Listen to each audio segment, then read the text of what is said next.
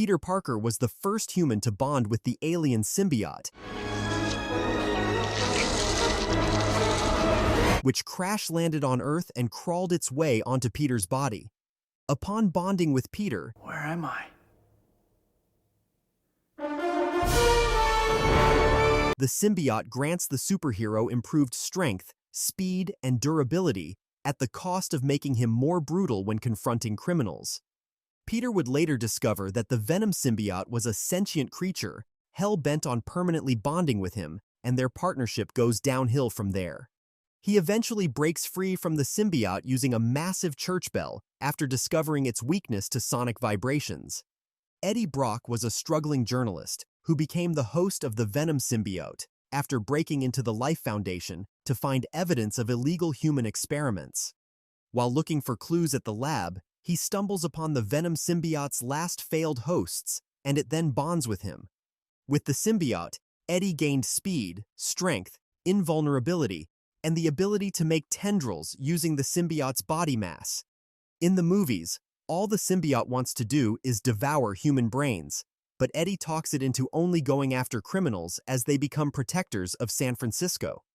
In the comics, Eddie goes from being a major villain to an anti-hero who often joins forces with Spider-Man to battle far dangerous threats. Cletus Kasady was an incarcerated serial killer who ingested a small part of the Venom symbiote after biting Eddie Brock's hand during a visit. After their encounter, Kasady discovers the red offspring of Venom growing inside him, and upon its emergence, it names itself Carnage. With the Carnage symbiote, Kasady has abilities similar to those of Venom, but with greater strength plus the ability to create spikes from parts of his body. In the movie, Kasady and Carnage team up to try to take out Eddie Brock, but their attack fails and Carnage is devoured by Venom after he separates it from its host. Flash Thompson becomes the next host of the Venom symbiote after it is seized from the villain Mac Gargan by the government. Unlike most hosts, Flash limits his exposure to the symbiote to 48 hours to avoid making the bond permanent. This key difference stops the symbiote from taking over Flash's mind, giving him total control over the creature. Like all symbiote hosts, he gains super strength, wall crawling, web shooting, and a host of other symbiote-based powers. Flash dons the name Agent Venom and uses his powers for good by joining superhero teams like the Thunderbolts and Secret Avengers. Patrick Mulligan was an NYPD officer who was implanted with an offspring of Carnage while trying to find where Cletus Kasady hid the bodies of his victims. In the movie, he becomes a host for the Toxin symbiote and is captured by the government agency known as Imperium.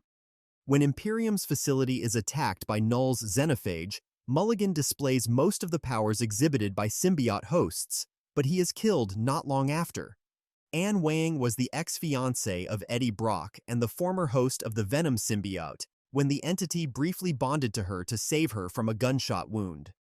By bonding with the Venom symbiote, she becomes the character known as She-Venom, and it gives her incredible powers, including superhuman strength, agility, and the ability to shapeshift parts of her body into long tendrils.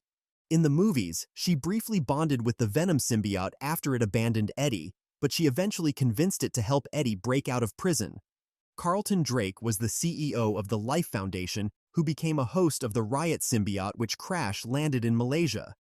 In the movie, the symbiote makes its way to San Francisco by jumping bodies until it lands on Drake, who it enhances with immense strength, speed, durability, and the ability to form weapons from the creature's body mass.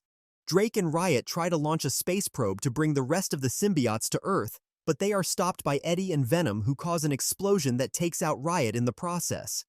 Karl Mack was another mercenary hired to become host for one of the Life Foundation's symbiotes.